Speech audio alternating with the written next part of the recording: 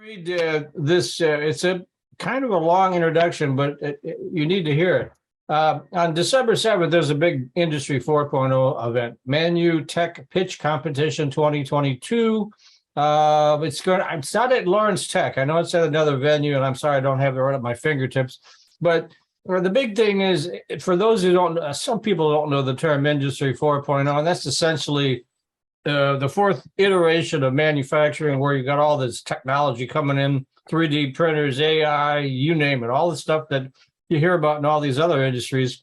But a lot of the manufacturers really haven't come on board yet, have they, Scott? I mean, I've seen all sorts of reports. Maybe 40 or 50% of manufacturers are using some elements of Industry 4.0.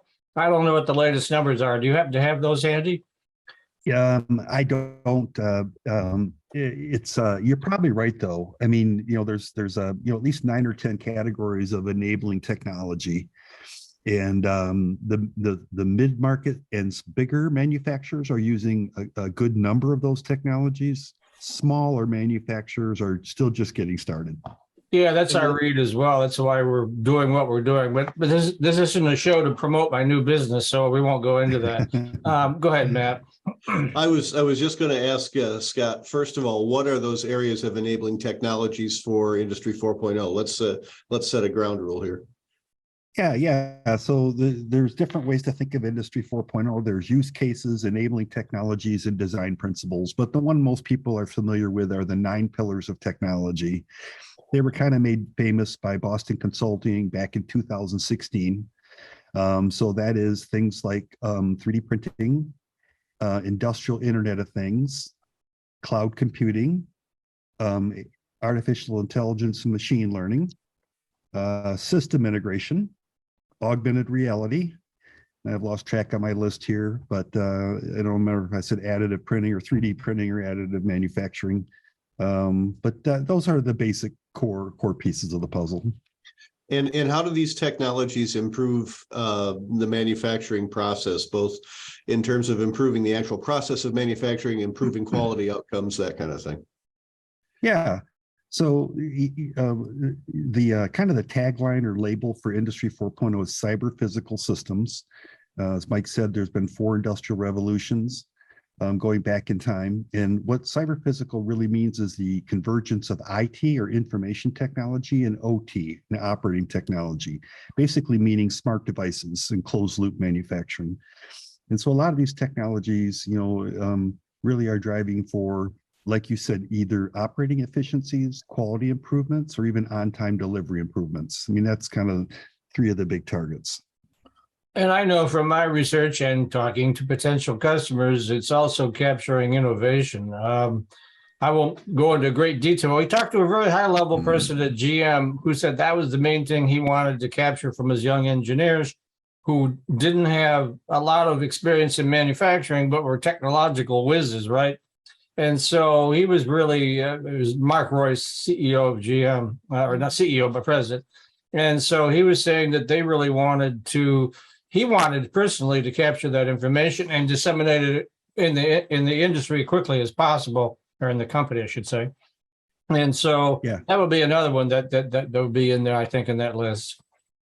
That's right. Yeah, it isn't only bottom line efficiency gains, it is the opportunity for new revenue models. So when you put these technologies together, it opens up potential for new markets, new segment, new business models like as a service, new revenue streams. So yes, it is top line and bottom line both. So tell us about this event. It's coming up. It's next Wednesday, December 7th. It runs from 8 a.m. to 6 p.m. And by the way, the venue is the Mint, which is the conference center at Michigan First Credit Union. That's at the corner of Evergreen Road and 696 in Lathrop Village. It is free to attend, and we'll put a registration link up on all of the websites, the LTU website, the MITech News website, all of them. So it's part seminar and part pitch contest, right? So tell us a little bit about what this event's going to be like. Yeah, no, I'm really looking forward to it. I think we're really expecting a good audience attendance this year. It's the 3rd year for the event. Last year it was held out in Jackson at Lean Rocket Lab, which is in Jackson, Michigan. And it's just what you said. It's an opportunity both for manufacturers and end users of technology to kind of learn about new technologies through networking and some of the pitches. And what they'll also get to see is a handful of tech startups, companies that really have come up with some very ingenious ways to help with create some of these operating efficiencies. And so the day is really a mixture of panel discussions, of some very interesting panel discussions, and the pitch event where the audience will get to see how judges rate these new technologies. Yeah, it'll be good for me too as well. It's everything is evolving so quickly, and again, in a hidebound industry like manufacturing, they don't necessarily evolve quickly. And so it'll be interesting to see who attends. I mean, I would think that whoever the chief engineer is for these companies would be at least there, and maybe others of that ilk, just to see what's going on and what might work for them. Would you agree with that, Scott? Yeah. A good target is somebody that's in the process engineering or manufacturing engineering. That's a prime target, or even in operations or supervision. And I think what they're interested in is not only hearing the technology speak, but also the end users that have implemented their technologies. Because the implementation and change management can be just as hard as much of the issue or challenge as the technology itself. All right, so there's also a pitch competition in this. There's going to be 5 companies, I guess, making presentations. And we've got a panel of judges who are manufacturing and technology experts. And what are they going to be competing for? Yeah, they're going to be competing for some cash prizes. It's really good. Our goal here at the Industry 4.0 Accelerator is to put our technology portfolio companies in front of judges and investors all the time as much as possible, so they can kind of hone their message. And yeah, the pitch event, I mean, we've got some really good judges from corporate venture capital firms and outside venture capital firms. So it'll be really fun to watch the pitch and how the judges evaluate them. Yeah, absolutely. And I'm going to be taking a survey there myself for a story that we're writing just on this very topic, is what's driving manufacturing and what are they looking at and how are they handling it and all those things. I mean, because Michigan still is a heavy manufacturing state. We may not have as much muscle in the state as we once did, but we certainly got the brains here, right? And so, and the people that would be developing these technologies that would be implemented on the shop floor, hopefully will be there, right? Should be an interesting mix of people. Yeah, and I could say just from my own experience too, that the interest in the investment community of industrial tech or Manu-Tech has really grown in the last 2 to 3 years. I was at the IMTS show in Chicago a couple months ago, and 2 things really struck me. Is one of the 4 halls, and of course that's a very big place, was entirely dedicated to startups and software. And the second thing was the number of venture capitalist firms that were hosting cocktail hours and stuff to meet with all the new startups. So the VC community, there's a lot of funds now that are only focused on industrial technology. Yeah, and I see the where the panelists are coming from earlier in the day. You got some pretty high-powered companies coming to talk with you. You've got American Axle and Forvia and Whirlpool and Siemens and Lear and Magna. I mean, this is these companies are a big deal. Yeah, I think it's a great opportunity for somebody from a small to medium manufacturer to hear what the big guys are thinking about on these topics.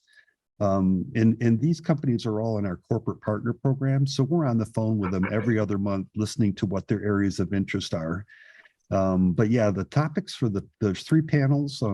One is a manufacturer's perspective on adopting technology. That's with Forvia, used to be Forcia. For those that don't know, Forcia merged with Heller and became known now as Forvia. American Axle and Detroit Manufacturing Systems. And then there's a second panel discussion about how Industry 4.0 technologies can reduce energy and decarbonize manufacturing. And that's going to be a really interesting one with Whirlpool, Siemens, and Gerdau, which is a big global steel producer. A lot of these companies, if they're global, have 2030 goals to be net zero. And so they are really trying to look for all the technology they can. And then the last one will be investing in I4.0 technology. That will be with 2 corporate venture capital panelists from Lear Corporation and Magna, and an outside VC called Motivate Ventures out of Chicago. All right. And so you got everybody interested in attending this, particularly since it's free, which is very important these days. And so what's the best way to find out more information, register, that sort of thing? Because I know I had to register. Yeah. I can put the link up on the screen, or I don't know if you want I'll just go ahead and then when I do this is live. So when I do the post production, I'll put it up there. But so what is that link? Yeah, so the link is it's at pmbc-connect.space, which is a hosting services, and the event is Manu-Tech 2022. Okay.